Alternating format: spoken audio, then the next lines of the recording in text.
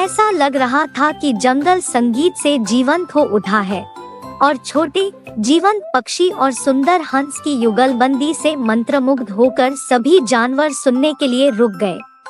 जैसे जैसे ट्यूनी और सेरेना ने एक साथ गाना जारी रखा, उनके बीच एक गहरा रिश्ता बन गया।